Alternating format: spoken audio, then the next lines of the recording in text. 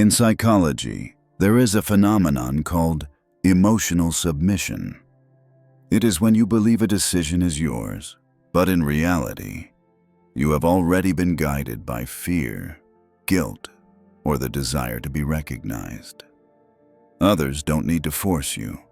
They only need to touch a blind spot in your mind, and you react instantly.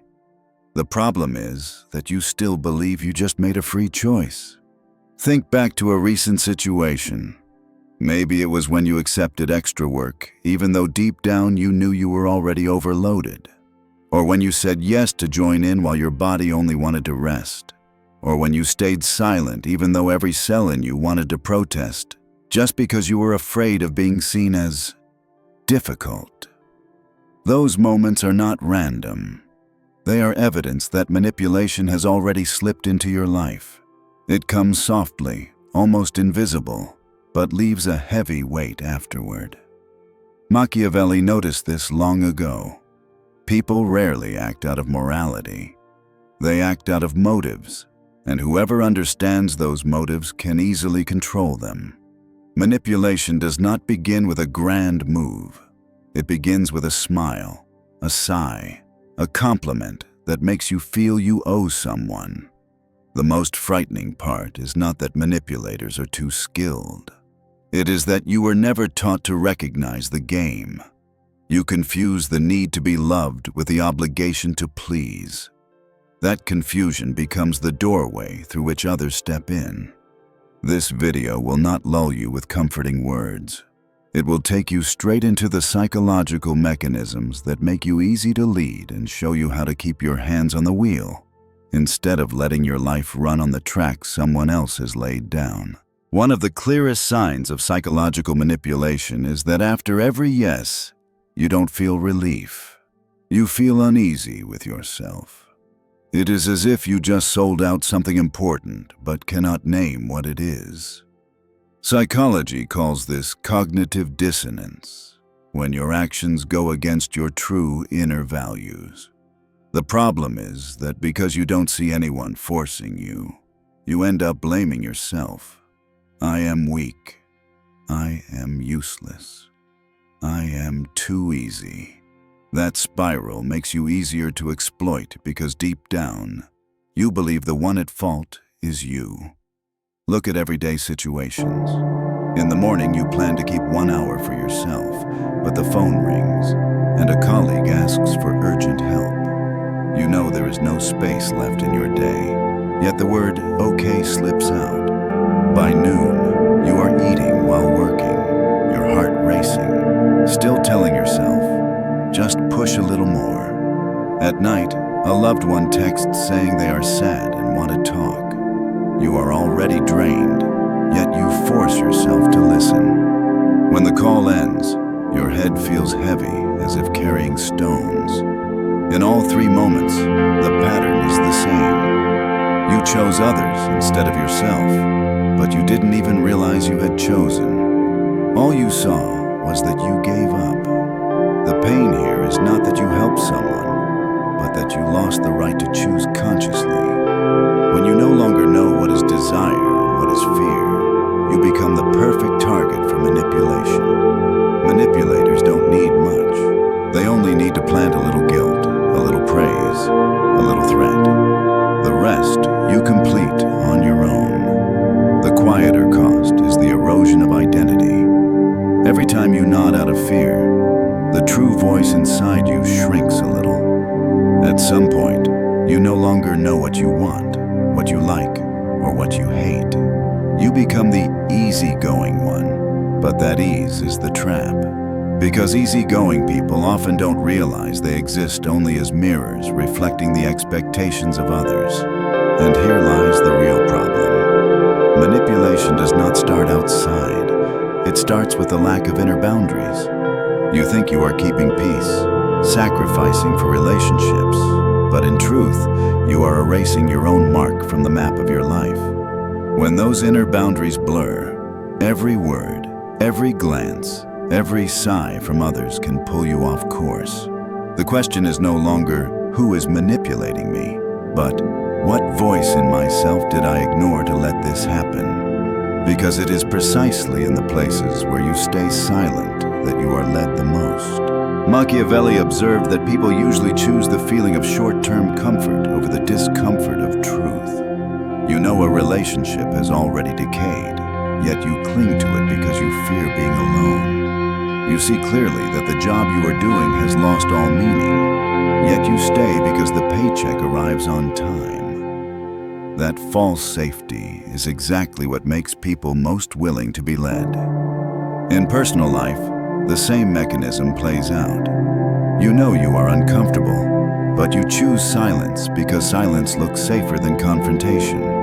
You know you are being asked beyond your capacity, but you nod because nodding spares you the immediate awkwardness. That short-term safety becomes the shortest road into the hands of manipulation.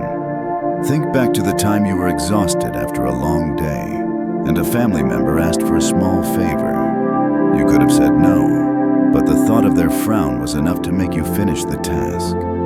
In that moment, you were not acting from your true need. You were acting to avoid discomfort. This is a common psychological mechanism. The drive to avoid discomfort is stronger than the desire for freedom. Anyone who understands this can flip you like a switch. Machiavelli wrote, "Men judge more by their eyes than by their hands. Everyone sees, but few touch."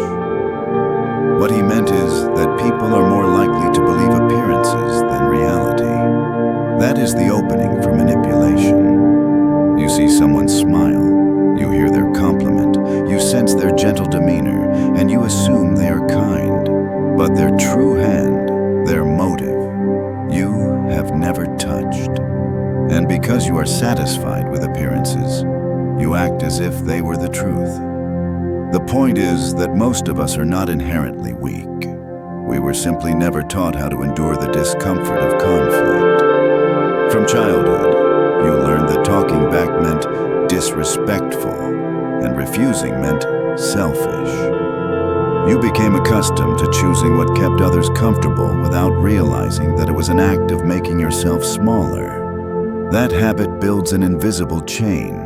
Fear of conflict leads to yielding.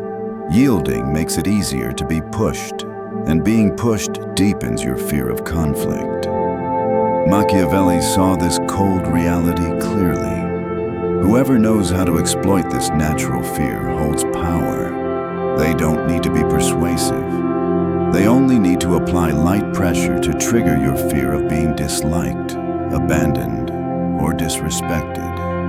And you, to avoid that uncomfortable moment, will willingly hand over your freedom to choose. Connected back to P2, you can see the issue is not only the external manipulator, but also the inner defense mechanism within you.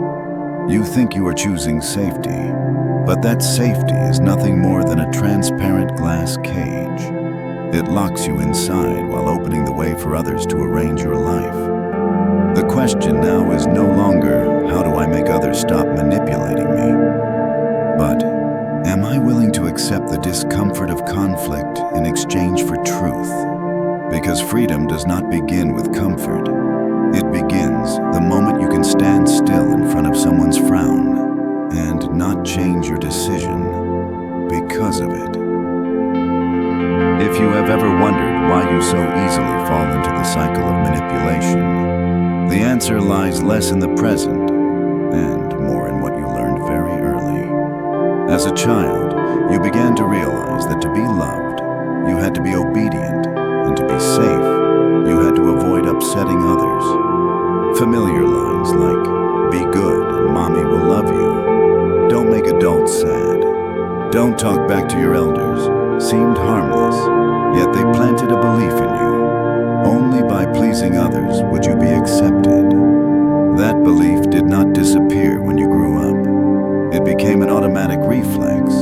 No one needs to shout at you. Just seeing a flicker of disappointment in someone's eyes makes you change your attitude. No one needs to threaten you. A single sigh is enough to make you nod.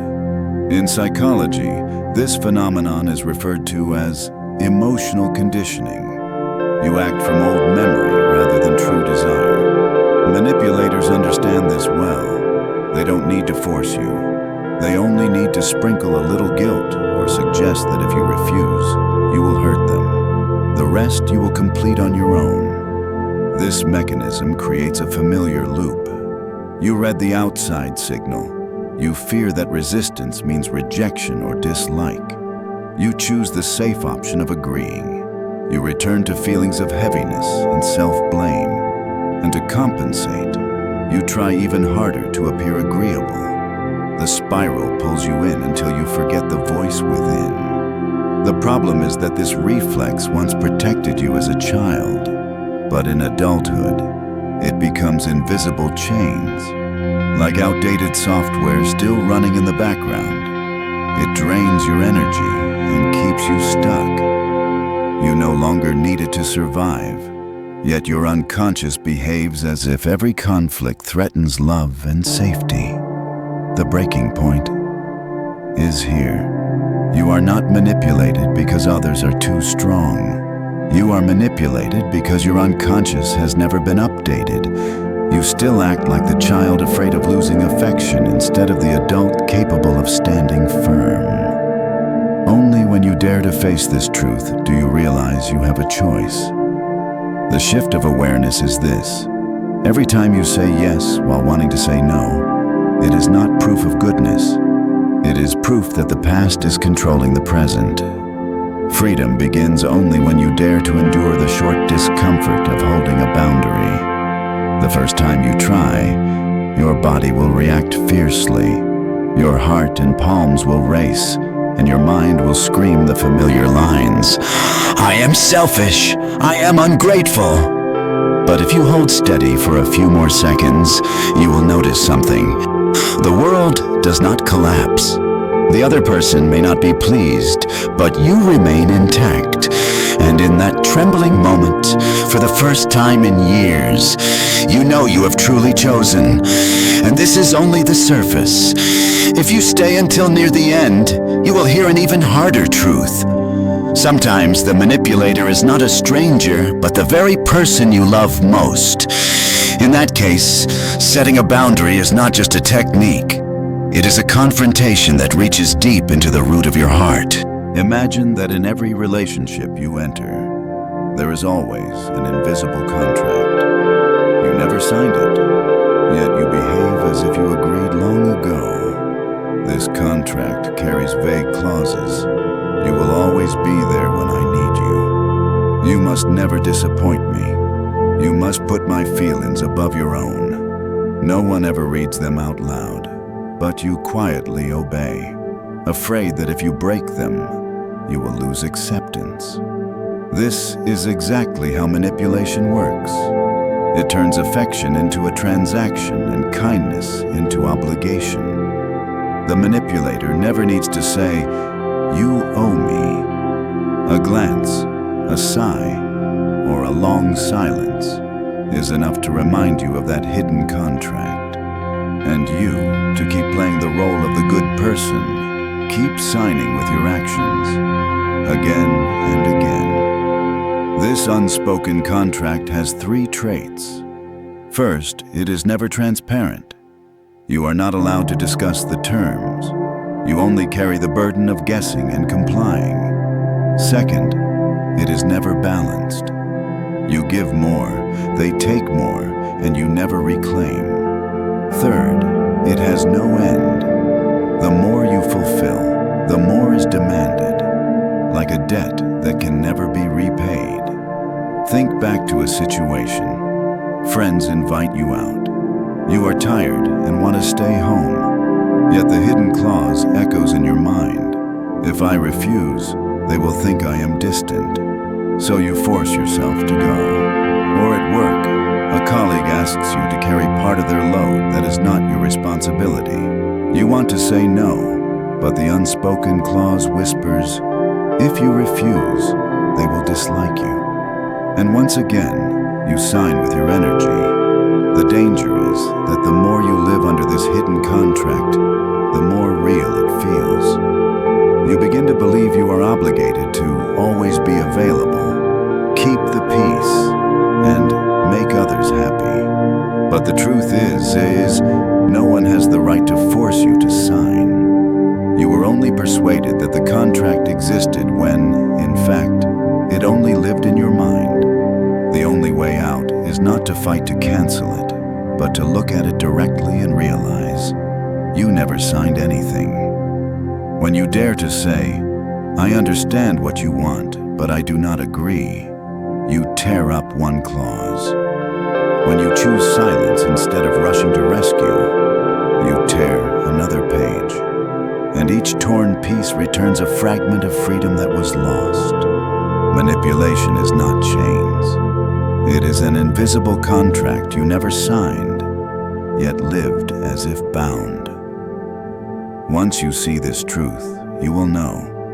Freedom begins the moment you dare to take the pen out of your own hand.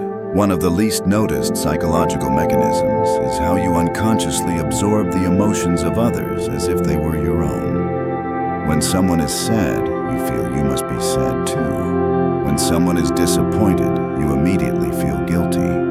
When someone is angry, your heart races as if you were the one who made the mistake. Psychology calls this forced empathy. You cannot separate what belongs to others from what belongs to you, and this turns you into fertile ground for manipulation.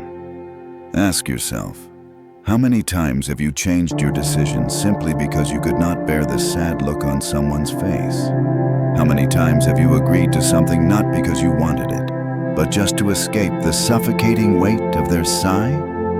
How many times have you taken responsibility for making someone else happy while you grew more and more exhausted?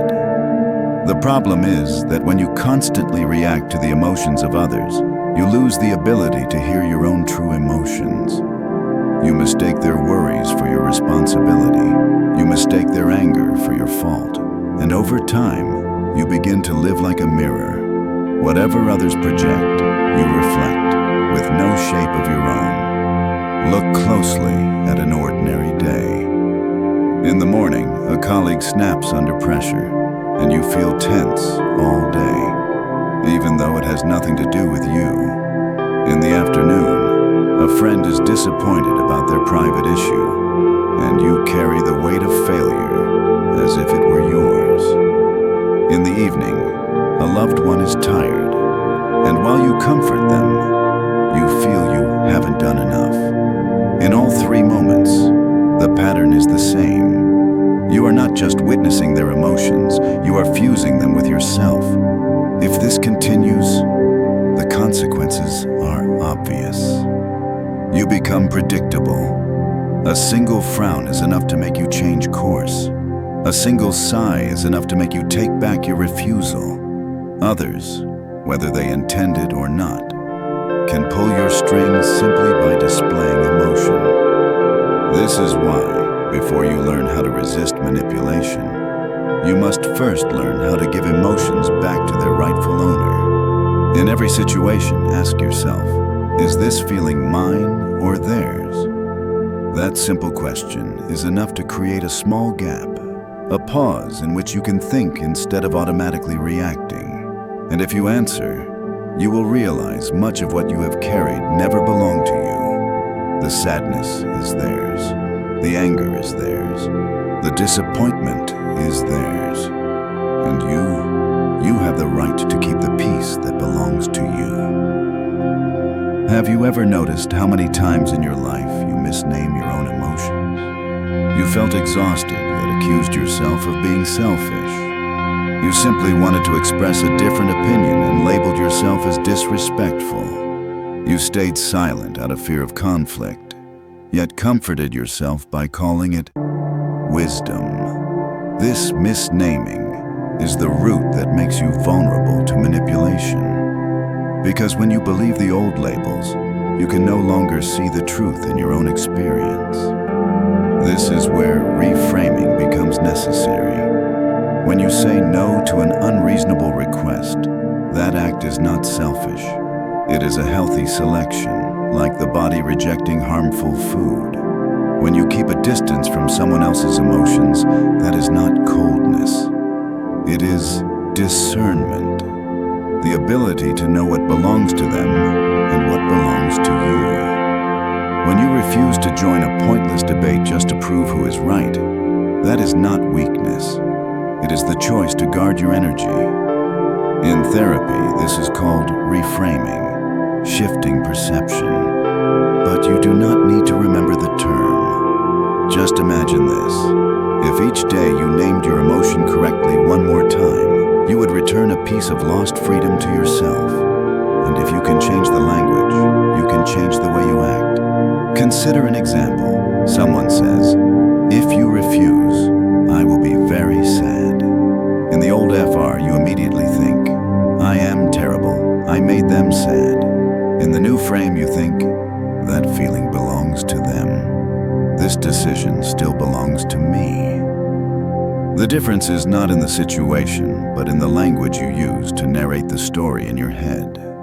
Another example.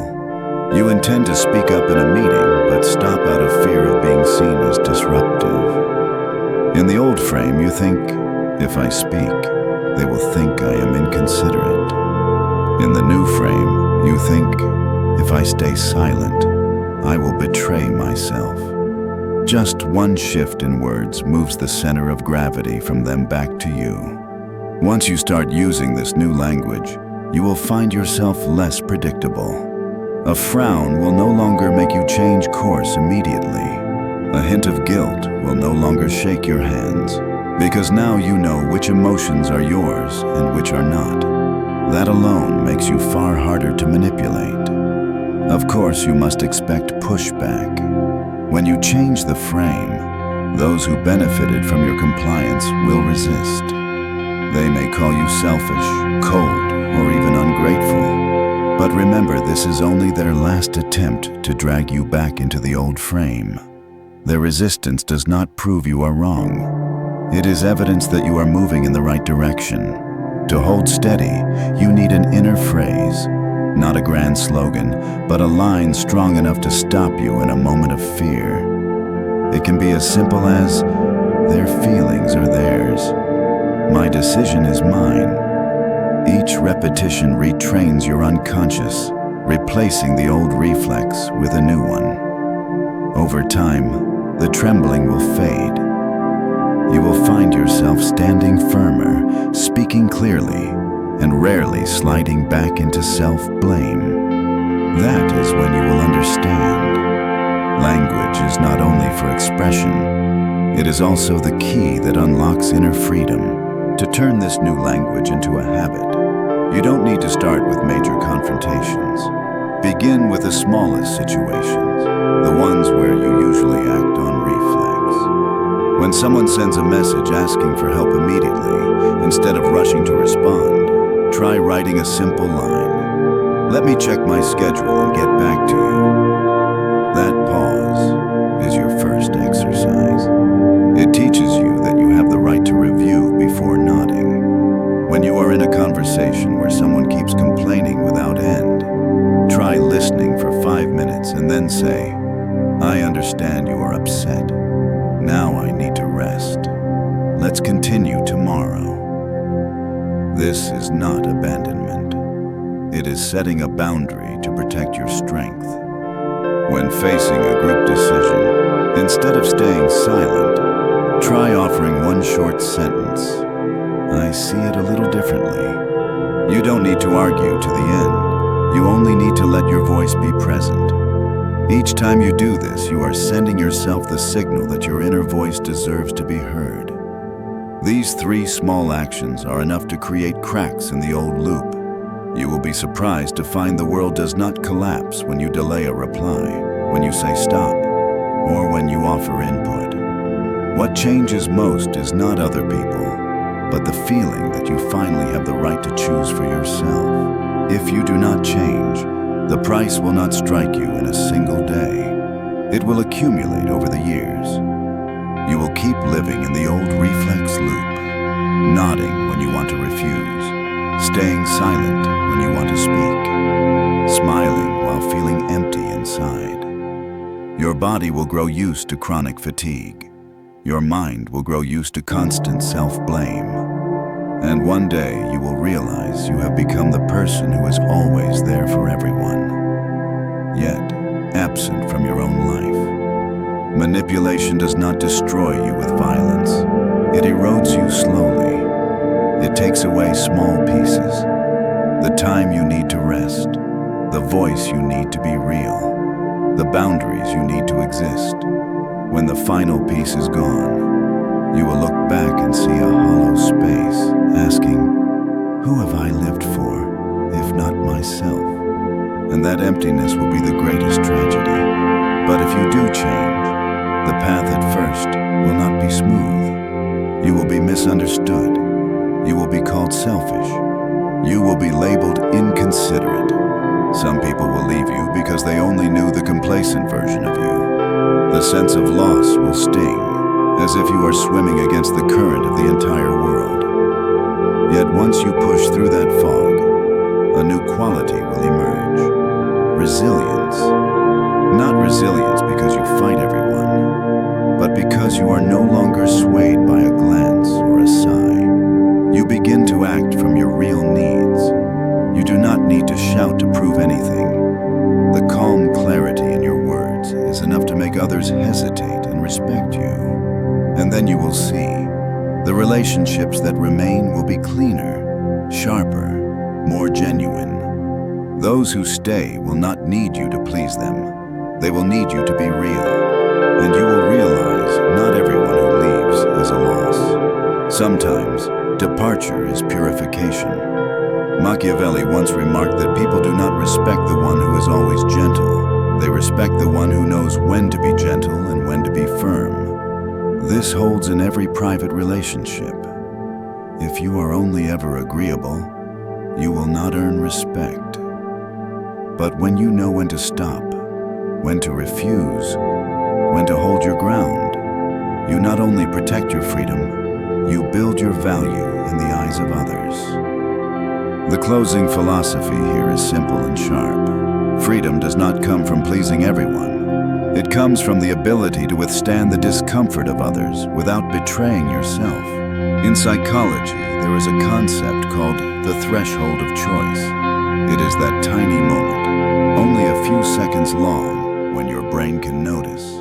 Is this an old reflex or a new decision? Most of us miss this threshold because the reflex is too fast. We nod before we take a breath.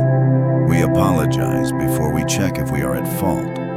We stay silent before we even realize we want to speak. And every time we miss it, we reinforce the cycle of manipulation. What you need is not to change everything at once, but to practice seeing the threshold. Today, when someone makes a request, try pausing for just 3 seconds. The feeling will be uncomfortable and your heart will race. But those 3 seconds are the gap in which you can tell. Am I acting from desire or from fear? If it is desired, go ahead. If it is fear, try saying no just once. As you begin to notice this threshold, you will see something strange. The outside world will not change much, but the inner world will. You will no longer live like a mirror reflecting others. You will live like a person with conscious choice. From here, the question is no longer, how do I avoid being manipulated? The real question becomes, how will I use this threshold of choice to rebuild my life? That is a question no one can answer for you. But it is the question that will open your next journey.